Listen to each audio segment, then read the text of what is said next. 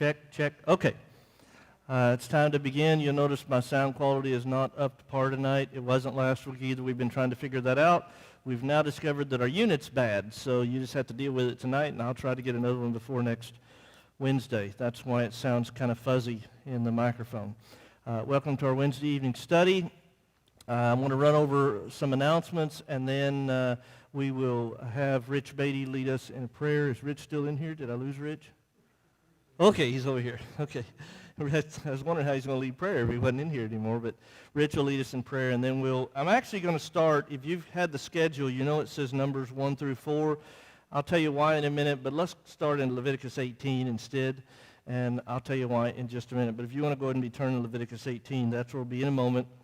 Our prayer list, if you have the bulletin, you know some of them, but I want to go over them quickly. Sheena Sink, she is doing well, but they are determining the proper way to deal with her health issues, being with the complications of her being pregnant. Marty Viverka's daughter, Brittany, has cancer. Joanne Carter, Emily Benvenia's grandmother, recovering from surgery. Her grandfather, Pete Whitley, also is recovering from surgery. Rita Battle, she has been going through tests. She's been on our short-term list. She did get her results back, and they were very good, so we're thankful for that. And now she's done with them for the time being, and just more checkups 6 months or so in the future. Okay. Tanya Farron dealing with tests, and Gene Barnes is continuing to deal with the cancer treatments, but he is improving and gaining strength. That's what he says. Cheryl says he's not enough, so you just take that whichever way you want to take it, and you listen to Cheryl. Yeah, take that whichever one to say it, and then listen to Cheryl. Okay, that'll work. As we announced Sunday morning, Jeff Abrams, who is a good friend of Greg Gilbert, is having some complications to his diabetes, and so they've requested that we put him into our prayers. And also, I got word yesterday, Jim Collins has been, he hasn't been saying this, but he has been sick for a little while now, and he has relocated temporarily to Orlando because of health issues, and he is in a facility there preparing to be placed on the lung transplant list. He should be on it very shortly, maybe even within the week, and so he's going to need a lung transplant, and so Jim has requested that we keep him in our prayers. Okay, anybody else for the prayer list? Yes? Our son Glenn just had another scan, and it was clear. Wow, that's good news. Yep. All right, anybody else? Okay, one other quick announcement. We announced on Sunday that we're working on the roofing. We did get that contract turned in, and their goal, I don't know that they're going to accomplish this goal because of paperwork and all that stuff and maybe rain, I don't know. Their goal is to start Monday. If everything comes down appropriately in the next couple of days, they'll let us know, and they're hoping to start on Monday. But if not, they will be starting on that very soon. So when you're coming to services next Wednesday night, it's possible that there'll be some parking lot objects. So just be careful, and let's just deal with the discomfort for just a little while, and we'll be in better shape. Okay, if there's nothing else, let's prayer.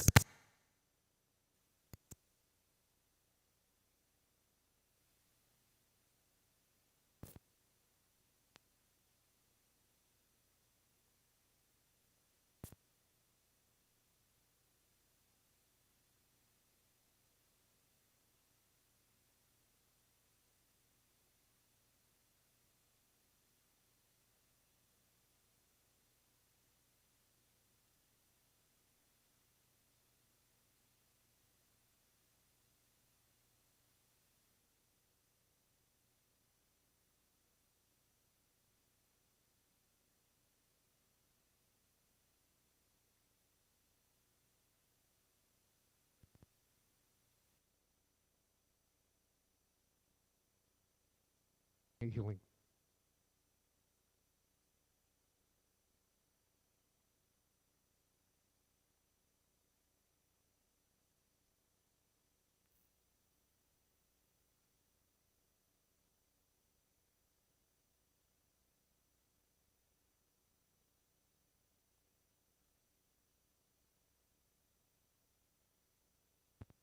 Am I having trouble? Okay. Told you we're having problems with this, but we're going to get there. Numbers chapters 1 through 4, if you have our papers, you know, if you've studied in advance, I don't want to ask for a show of hands. If you've studied in advance, though, you know why I'm not going to spend 45 minutes on the first 4 chapters of the book of Numbers, right? Because I'm not sure I could do 45 minutes on who was the descendant of who was the descendant of who. Maybe better preachers than I could, but I can't. So I had an idea, and I hope you know that when I study in preparation for these classes, I don't just study what you're assigned in those guides. I study well in advance and well after, so I try to keep a timeline. And in the course of doing that this week, I was starting where we ended last week at the end of Leviticus 16, and I came up with some little jewels that I really liked as I went through the latter chapters of the book of Leviticus that I had never considered before. And so, in a class that I think has the potential, if I've prepared it wrong, to put you into a coma, I'm going to try to entice you to stay awake with these little nuggets that I think that I found as I went through, especially the end of the book of Leviticus. So we're going to summarize from chapter 18 of Leviticus to the end of the book, and then we'll get the first 4 chapters of Numbers as well. And I've got notes tonight, so I stay on topic, and we'll just stop when we're done, and whatever time that takes us, we'll just take. But you know where we are. If you've been a part of the study chronologically, what's happened is Israel is at Mount Sinai, and they've been there for close to a year now. It'll be just over a year by the time that they leave with the headed to Kadesh Barnea, where the spies are going to be sent into the land. That's only an 11-day journey. By the time that they leave Sinai, they've been there over a year. And what they're doing here at Sinai is they are receiving the law, and they are becoming a nation. And if you remember, and I guess I'm going to be in and out all night. I may need those batteries after all, Steve. I'm sorry about the technology issues tonight. That's not my friend ever anyway. But if you remember, what was happening is that at Exodus chapter 20, they were given the 10 Commandments. And they were actually stated to everybody. Everybody heard God say those sections of the 10 Commandments from Exodus chapter 20. You know what they are, right? Thou shalt have no other gods before me, and through the 10 of them. Give me just one second.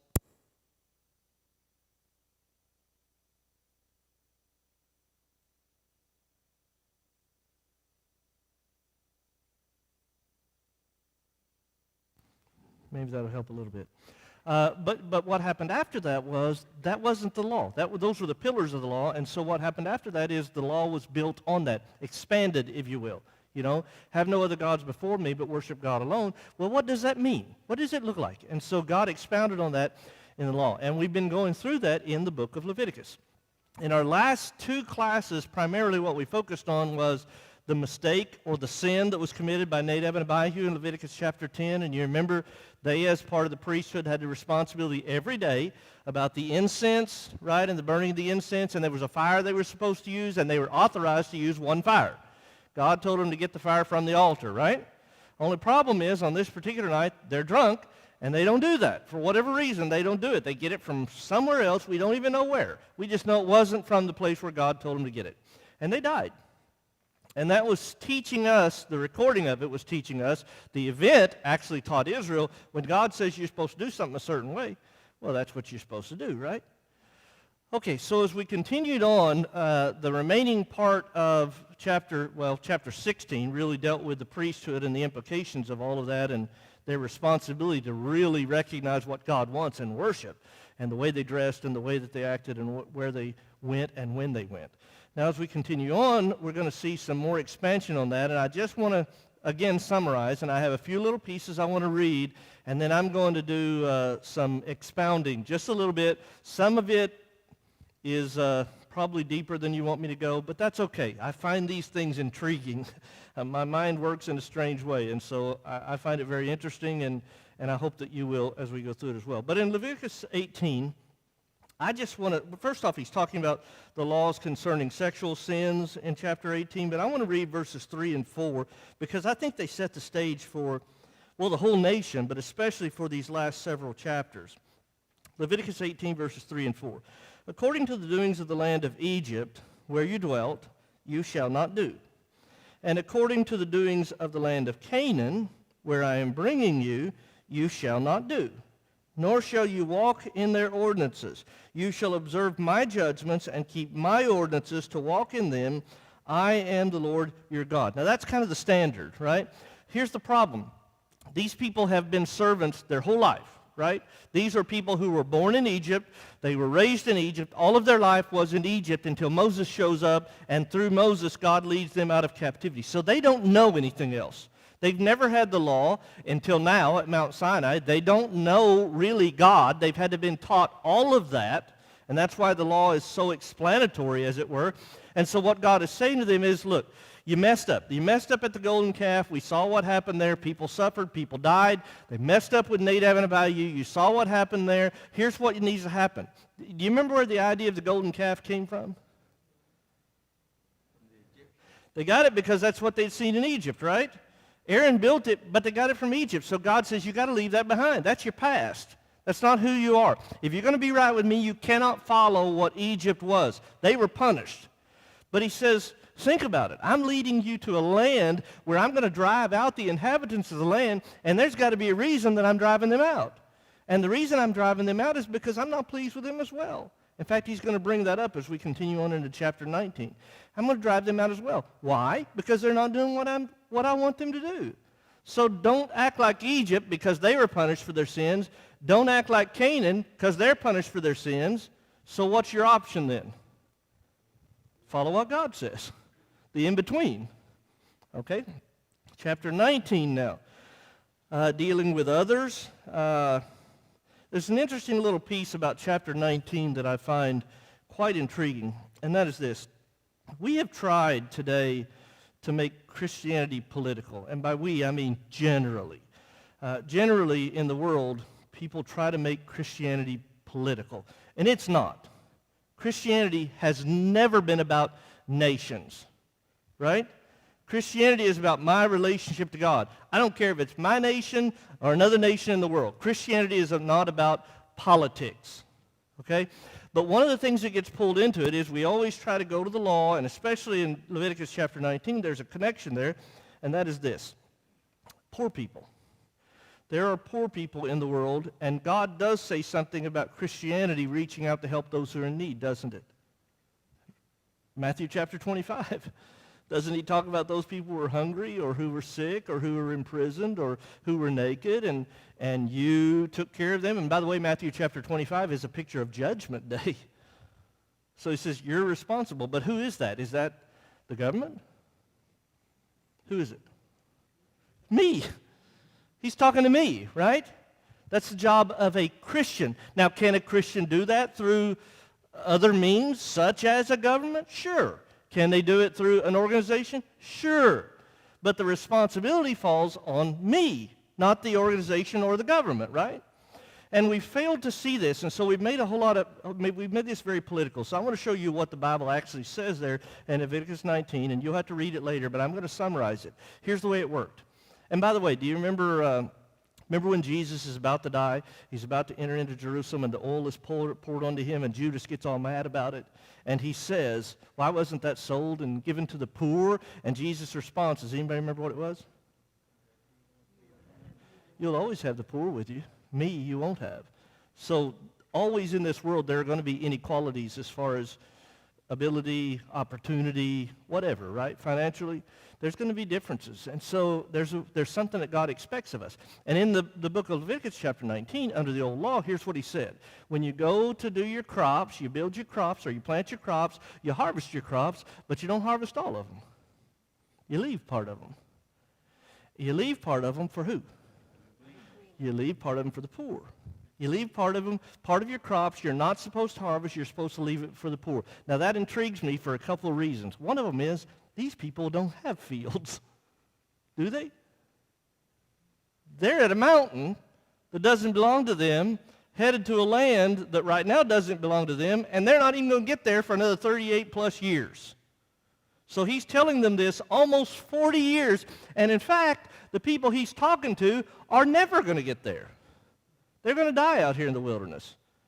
It's only those who are below the age of 20 who are going to go, right? Except for Joshua and Caleb, right? Okay, so that's intriguing to me because he's telling them this, and this is going to come up a couple times tonight about them dying. But he's telling them this so that the next generation will know. When you do get there and when you do have fields, you leave the crops there. The other thing that's intriguing to me is he did not say, cut it all down and give some of it to the poor. Why not? There's a principle in the New Testament. Actually, it's a statement. It's not a principle. Of those who are involved in the church who do not or are not active. Christians that are not active. Do you know what the point that he makes is? What the statement he makes is? If they will not, don't eat. You have a responsibility before God to not be dependent on everybody else. Now, are there times that all of us need help? Yeah, that's Galatians chapter 6. There are times that all of us have more of a burden than we can carry. But I have something I can contribute to my life, to my world, and to the cause of Christ. I may need you to help me get there, but I have a responsibility to get there. That's Leviticus 19 with these crops. All right, let's move on. Leviticus 20. Now he starts talking about, do you know the capital punishment? Another issue. Another really divisive issue in our world today. Under the old law, do you know capital punishment was commanded? It was commanded. And in chapter 20, it's commanded for idol worship. It's commanded for anybody who consulted a so-called spirit. It was commanded for adultery, incest, homosexuality, bestiality. All of it brought death penalty. And do you know why? Well, look at chapter 20, verses 22 through 24. You shall therefore keep all my statutes and all my judgments and perform them, that the land where I am bringing you to dwell may not vomit you out. And you shall not walk in the statutes of the nation which I am casting out before you, for they commit all these things, and therefore I abhor them. But I have said to you, you shall inherit their land, and I will give it to you to possess, a land flowing with milk and honey. I am the Lord your God who has separated you from the peoples. I cannot expect that the world's going to listen to God if the world's not interested in God, right? But am I supposed to be just like the world? I'm supposed to be different, right?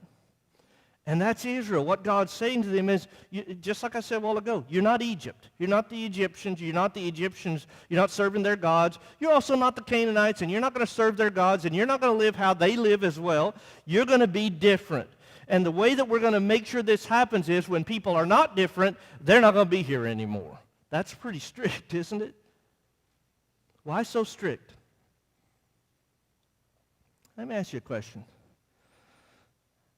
What did it take to pay for sin? What did it take to pay for sin? Death of the Son of God. And even before that, he gave up equality with God to become man and live here. All of that's a sacrifice, isn't it? If God gives that much, should we be, or should they, under the law, or us even today is the same principle, should we be so lax about all that to say, God took care of it all. It really doesn't matter. Or should we recognize the price that he paid, and that should cause me to desire to be more? Does that make sense? All right, chapter 21 and 22 talks about the priesthood, relationships in the priesthood and their marriages, and they had higher restrictions than everybody else because they had a greater responsibility before God. Their example before the people had to be very high. Chapter 23. Now, there's a lot of things in the next couple chapters that I want to highlight just a little bit, especially in 25, but it kind of sets the stage here in chapter 23. First thing to talk about is the weekly Sabbath. Do you remember what that was? And do you remember how God taught them to follow it? How did God teach them about the Sabbath?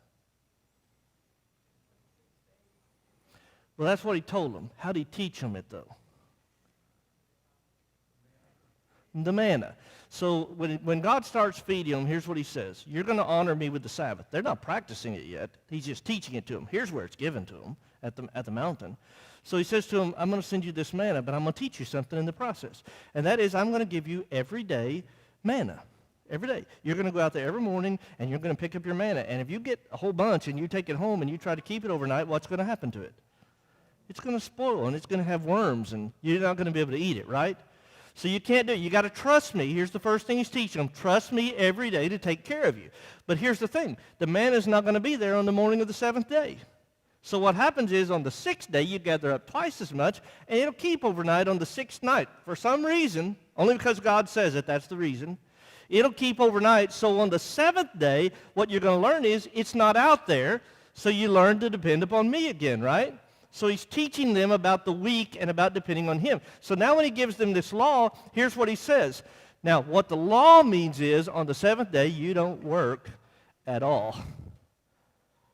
Why do you suppose that's so important to them? I see two possibilities, two possible reasons. Maybe they're both right. One reason is, like I said, they've been servants for a long time. They've had nothing, right? Now, if all of a sudden they get this land and they have the opportunity to work and gain something, isn't the temptation going to be there for some of them? Maybe not everybody, but for some of them to just work themselves to death because they can get more and more and more. We don't ever do that, do we? We do, don't we? We sacrifice God all the time for more and more. So that's one of the temptations that's possible, and God's going to control that. But the second temptation is we get so focused on self that we forget about God. And the longer we forget about him, the easier it is to keep forgetting about him. I'll give you an example. Why is it that it's so important to be at worship every week? Because if that's where I get my strength, and it starts here on the first day of the week, and then the whole week drags me, and then I'm back, I get built back up, right? What if I don't get built back up like next week? What if this week drags me down and I'm not here Sunday? What happens to me? I start next week lower, don't I? And then if it keeps going another week, I start the next week lower, don't I? And then if it goes the next week, and before long, it's easier to be gone than it is to be here. In fact, the truth of the matter is, hasn't some of that happened with you and me? Maybe not you, has with me, with even not being able to be here during this virus. Wednesday night last week, that was a tough night for me. I went home last Wednesday night, went to bed. I was so tired. I haven't taught at nighttime in 6 months. I record them in the daytime. You get out of a habit. So God says you have to take time all the time, especially every week, to keep being close to me. And so he tells them about the Sabbath here and reminds them specifically what it means. But there's more. There also is a Passover, the feast of the Passover. Do you remember where that came from? It came from Egypt, didn't it? When death came into the land with the 10th plague, and so God told them about the Passover, and you're going to celebrate this every year. But after that, connected to that, some people get confused by this, is a feast. Not just Passover, there's a feast. And it was called a Feast of Unleavened Bread. And it was a week feast, and it was connected to Passover and sometimes called Passover. That comes into play with the death of Jesus. What did it remind them of? Actually, where did it begin? I know it wasn't called this then, but do you know where it began? Do you remember after that night when the firstborn died and they came out, God told them to take food with them, but he told them what they couldn't take? What they couldn't take was anything leavened. They could only eat that unleavened bread. And so it all connects back to Passover and what God did for them in this feast. Then in this chapter 23, he also talks about the Feast of Pentecost. That comes into play because that's why those people are in Jerusalem when the apostles stand up and teach the gospel for the very first time in Acts chapter 2. What it was supposed to remind them of was harvest. It was supposed to be thanking God for a harvest. And I see in all of these things some connection to what was coming. On the day of Pentecost, that's a harvest. Why did the gospel go to the Jews first? Because God promised it to them first, and he harvested from the Jews those who would be faithful to him, a remnant, if you will, who would be a part of this Christianity. So it's a feast that's teaching them and reminding them to continue on. Feast of Trumpets is next in that chapter, and he doesn't even tell us why. We don't know why. I know that today, those who are modern Jewish religion practitioners today, this is called Rosh Hashanah, which is coming up very soon, by the way. But we don't know what the Feast of the Trumpets was because God did not tell us. Then they're also told in chapter 23 to practice the Feast of Tabernacles. Now here's a good question. Does anybody know what that one helped them remember? The Feast of Tabernacles? That should be a clue. What's the word tabernacle mean? Tent. Okay. So what would be the Feast of Tabernacles helping them remember, you think? Huh? When did they live in tents? When? In the whole 40 years in the wilderness. Here's a question. They haven't done it yet. Why is he telling them to remember it? Because they're going to. God knows what's coming, and they're going to spend 40 years in the wilderness, so he's giving them a feast to remember something that hadn't even happened yet. Because God knows what's coming. Okay, let's keep going. Chapter 24, got some instructions for oil for the lamps and the showbread and all of that. And chapter 25, I got to get here because chapter 25 is the chapter I'm going to really drag you off topic. Very intriguing little piece of information that I came up with, and I tested it out on Rich, and it confused him as well. So I'm going to confuse you as well tonight too, and I'm a little bit confused. So we've got a Sabbath, right? And what's the Sabbath? Yeah, it means seventh, and every week had one. Every week, the seventh day was a Sabbath, right? And they were to rest. They were not to work. But there also was what was called sabbatical year. What's that? It's the seventh year. And what were they supposed to do in the sabbatical year? Yeah, you could not plant any crops. You could not tend the fields. If you had vineyards, you couldn't even prune your vineyards. The land had to be left completely wild during the sabbatical year. And in fact, you couldn't eat anything that grew wild. So if you had vineyards, you couldn't prune them. Well, you think, well, they're going to produce grapes, and so I can have that anyway. No, you couldn't do it. So for a whole year, you were supposed to leave the land alone. And when you left the land alone, God would replenish it, and then you would start over again in the first year. That happened every seventh year. And one of the things that happened is we know that they forgot that. When they got in the land, they forgot it, or they didn't practice it. And in fact, they didn't. Does anybody know how long? How long they didn't do it? You're on the right track. They didn't do it for 490 years. They took away 70 sabbatical years from God. So God took them back. And they went into captivity for 70 years. See how it connects? Okay, but here's the intriguing part. Here's what really touched me as I was studying this. There's another day time that's mentioned in this chapter, and it's called the Year of Jubilee. Do you remember what it was? Yeah. The Year of Jubilee is when anybody who had sold themselves into servanthood for their debt or whatever to somebody in the land, they went free. And if your land had been sold, it reverted back to keep things in line. But here's the thing. We got 7 days with the seventh day being Sabbath, right? And then you got 7 years, and the 7th year is a sabbatical year. And then 7 sevens, you get to 49, and the 50th year is Jubilee. A whole lot of math. That means there were 2 years in a row that were sabbatical years. The 49th and the 50th. Now, I cannot guarantee this information that I'm about to give you is perfectly accurate. To be perfectly honest with you, I haven't found anybody who even deals with this topic anywhere. So I'll deal with it. And you just assume or research it. Help me out. Okay, here's the thing. Josephus tells us a little bit about history. He's not inspired. Josephus wasn't inspired, so I don't believe everything that he wrote is perfectly accurate. But he tells us that when Herod captured Jerusalem, the year that he captured Jerusalem was a sabbatical year. Okay, so I know that based on that, the next year after Herod took over was the first of a series of years, right? The first year of what would be then the 7th year of Sabbath. So I count from when Herod took over, and I keep them in sevens. And here's what I come up with. You remember when Jesus begins his earthly ministry, there's a sermon that he preaches. And the sermon that he preached made the people in Nazareth so mad that they drug him out of the city, and they went to throw him off a cliff to kill him, but he just walked right through the midst of them, right? Does anybody remember what sermon that was? Anybody remember what he said? He actually read from a prophet. Nobody remembers. You will when I tell you. I'll say Isaiah. He read from Isaiah. And what he was reading was Isaiah's statements about Jubilee, about the captives being freed, and then what he says is, this day is this scripture fulfilled in your eyes. In other words, he is the fulfillment of Jubilee. So all those years that they would have the sabbatical years and they would get to Jubilee, what it meant is people were set free, right? And so Jesus is saying, I'm the fulfillment of what all of that meant because I'm here to set people free, right? Now here's the part. That part wasn't speculation. Here's the speculation part, the free part.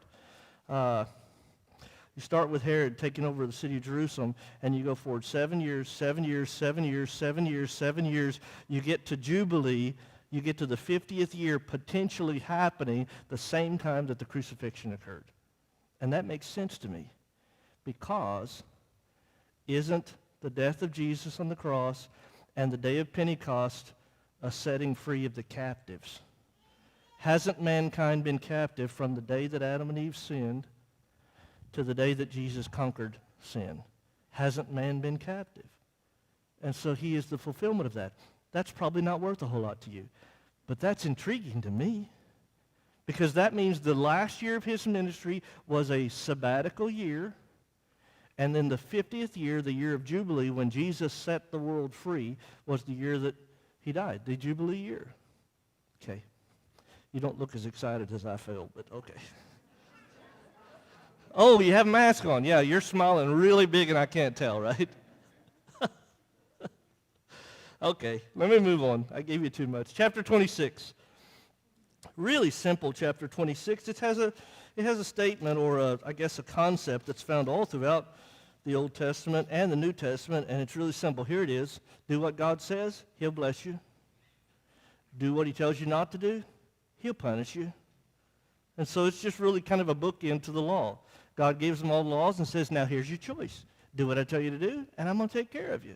I'm going to give you the land. I'm going to bless you. Don't do it, and every example you've already seen is going to come true. And that is, well, he said just a minute ago, the land will vomit you out, right? All right, 27. Now they have how. How are they supposed to consecrate everything? How is everything supposed to be different and set aside for God? And I want to read verse 34. These are the commandments which the Lord commanded Moses for the children of Israel on Mount Sinai. So I set the stage there of saying they're still at Mount Sinai. We've been given the law. Now you just got to live it. And that takes us to the book of Numbers. The book of Numbers is named because of the first 4 chapters when they number the people. And the interesting thing about this is, well, let me just start at chapter 1. And I actually want to read verses 1 through 3. Numbers 1, verses 1 through 3. Now the Lord spoke to Moses in the wilderness of Sinai in the tabernacle of meeting on the first day of the 2nd month in the 2nd year after they had come out of the land of Egypt, saying, take a census of all the congregation of the children of Israel by their families, by their fathers' houses, according to the number of names, every male individually, from 20 years old and above, all who are able to go to war in Israel. You and Aaron shall number them by their armies. Now here is something I want to point out. You know what's coming.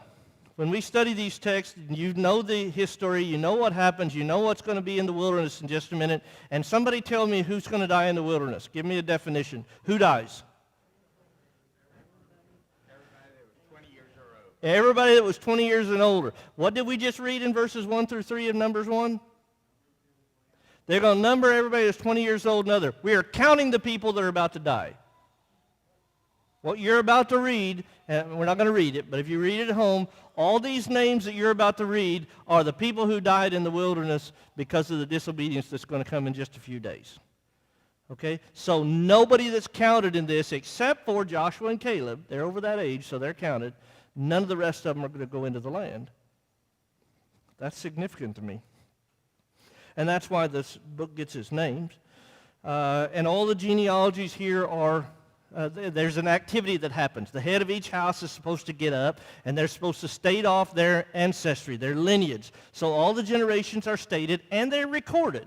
Any idea why they would need to be recorded? They're all going to die. They're all going to die, so this has to be passed down so that the next generation has a record of where they came from. Because when they get into the land, they're going to divide this land up by tribe, aren't they? Which is by ancestry. And even specifically, not only the tribe, but the smaller sections even are divided up appropriately. And on top of that, they have jobs to do. And those jobs are designated in some cases by their lineage. For example, who's Aaron? He's the high priest. Who's he descended from? Levi. He's a descendant of Levi. That's the tribe of the priesthood. But there were others descended from Levi, weren't they? Could they be the high priest?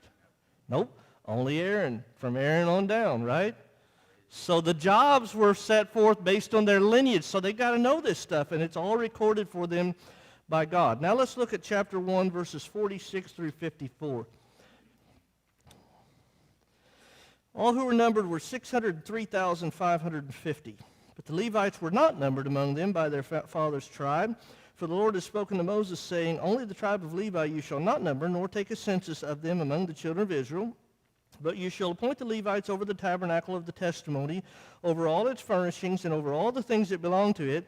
They shall carry the tabernacle and all its furnishings, and they shall attend to it and camp around the tabernacle. And when the tabernacle is to go forward, the Levites shall take it down. And when the tabernacle is to be set up, the Levites shall set it up. The outsider who comes near shall be put to death.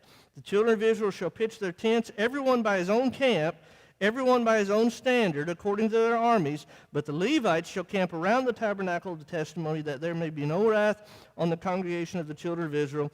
And the Levites shall keep charge of the tabernacle of the testimony. Thus the children of Israel did according to all that the Lord commanded Moses, so they did. So that last verse is significant. It means they, at this point, we know they're going to fail in a very short time, but right now they're doing everything they can do to do what God wants them to do, right? Okay, and in this section we have the Levites. They weren't numbered earlier. They are numbered now. And the reason they're numbered separately is because their responsibility is different. And in fact, at this point, they're a buffer. And isn't that what the priesthood is anyway? Is their job to be between the people and God and to take the people to God in worship? And so he sets them up in the camp around the tabernacle. And he says here the reason is so that nobody will go into the tabernacle that's not supposed to and so that they die. And I get that because I was a teenage boy. Remember when you were younger? I'm probably the only one that remembers this. And you weren't supposed to be somewhere, but you thought you could get away with it. And so you said, can you imagine if you were a teenager in Egypt and you're camped and you got this ark that you're hearing all this stuff about and nobody's seen it? I mean, they saw it when they built it, but nobody's seen it. And you say, hey, look, it's Friday night, right? And you say to your buddies, let's sneak around the back. Let's get inside and we'll see it. Nobody else is seeing it. Let's get inside and see it. What's going to happen to you? You're going to die, right? You're going to die. And then your parents are going to be telling the next generation, well, you remember Joe back there. Joe snuck around and he died, right? You know how God stopped that from happening? He put the Levites around the tabernacle. You got to get through them before you can get to the tabernacle. God's protecting them from things they don't even know yet. I find that intriguing. Chapter 2. So we got an arrangement of the camp, and I would highlight one thing specifically here, and I won't read through this, but the arrangement of the camp is set up such that the tabernacle is always in the middle, always in the middle. And they're camped around in groups. Specifically, on the east side is Judah. Judah is going to lead the way. They're the first ones to pack up and travel, and they're leading the way. And by the way, does anybody know where Jesus came from? Tribe of Judah. Intriguing, isn't it? Okay, so they set up the camp, and the tabernacle's got to be in the middle, and the tabernacle is a spiritual representation of what's coming in the church. And doesn't in Matthew 6 and verse 33, aren't we told to seek God and his kingdom first? The church has to be the center of our lives, just like it was with Israel. So they pack up. You got the east side, and they go first, and then you got the south side, and they go next, and then you got the tabernacle and the Levites who go in the middle, and then you got the west side that goes next, and then the north side that goes next. They couldn't even pack up and travel without having to do it the way God wanted them to do it. And it's all about listening to what he has to say. But look at verse 34. Chapter 2, verse 34. Thus the children of Israel did according to all that the Lord commanded Moses. So they camped by their standards, and so they broke camp, each one by his family, according to their father's houses. They're doing pretty well, aren't they? That's why they're not suffering yet. All right, chapter 3. Look at verse 4. Nadab and Abihu had died before the Lord when they offered profane fire before the Lord in the wilderness of Sinai, and they had no children. So Eleazar and Ithamar ministered as priests under the oversight of Aaron their father. So evidently the sons that died were next in line to be the high priest. But they're dead, which they keep being reminded of, which kind of helps them to remember to do everything that God tells them to do, doesn't it? So the priesthood keeps getting passed down. All right, starting verse 11. The Lord spoke to Moses, saying, Now behold, I myself have taken the Levites from among the children of Israel, instead of every firstborn who opens the womb among the children of Israel. Therefore the Levites shall be mine, because all firstborn are mine. And that was a principle that set forth when they had a firstborn of anything, it had to belong to God, right? How are you going to do that with a kid? You have firstborn lamb, what do you do to it? You kill it. That doesn't really work with a kid, right? You got to wait till they're a teenager to want to do that, right? No, doesn't work. So what did God do? He took the Levites to be the replacement for, the substitute for, the firstborn. Again, this idea of substitutionary is looking forward. He takes a priest, a high priest, Jesus the Christ, as a substitute to pay for all of us. All right? Chapter 3, continuing on, you have three other lineages or lines, I guess, descending from Levi: Gershon, Kohath, and Merari. The Gershon descendants are responsible for the tent coverings and all those curtains and linens and everything and screens that they were to carry all that. The descendants of Kohath were responsible for carrying the ark and the lampstand and the table of showbread and all those utensils and everything like that. The descendants of Merari were responsible for carrying the boards and the loops and all the things that made the tabernacle stay together structurally. And I find that very interesting because of this. If you looked at those jobs and you had to choose the best of the jobs, which would it be? I know what I'd choose if I wanted the best of the jobs. I'd want the ark. I'd want the ark and the items that are inside that nobody ever sees, right? Because those are important to God. That tent probably gets dusty, not the ark.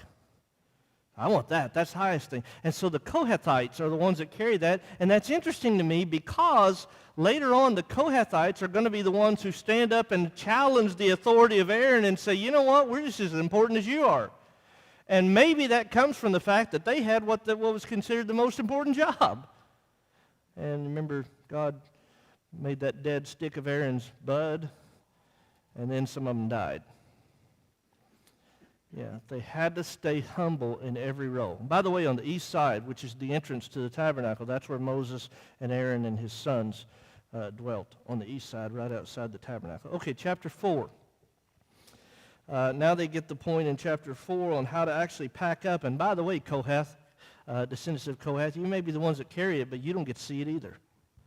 No, Aaron and his sons, they're the only ones that can go inside the tabernacle. And so they're going to go inside, and they're going to take down the curtain, and they're going to put it over the ark, and they're going to cover it up good, and they're going to pack everything away. And you're not even allowed to stand in there and watch because you're not supposed to see any of it. So they're going to pack everything away, and when it's all done, then you go pick it up and you start carrying it. And when you get there, they're going to set it all up too. So God was specific about everything, and he expected them to follow everything that he said. Now chapter 4 and verse 20. But they shall not go in to watch while the holy things are being covered. What's the last three words? This is serious. Even how they pack to travel, how they journey, the organization of it, where they go, God's going to be the one to guide them. Every detail is left for them to know because God revealed it to them. And all of it's going to be about, will you be responsible to do what God asks you to do? Because if not, you're not going to make it. Now, they're doing pretty good, aren't they? Except for the first time they pack up, they're going to travel 11 days and fail. Okay. If you're still alive, we will close with a prayer, and we'll be dismissed. Father, we're so thankful for the opportunity to be here tonight, and we're so thankful for these accounts that you've left recorded for us to teach us the responsibility of following you your way. We're so thankful, Father, that you use us in so many ways and that you teach us so much today to help us to become those beings who glorify you. Be patient with us, Father, as we continue to grow. Forgive us where we fail you. In Christ's name, amen.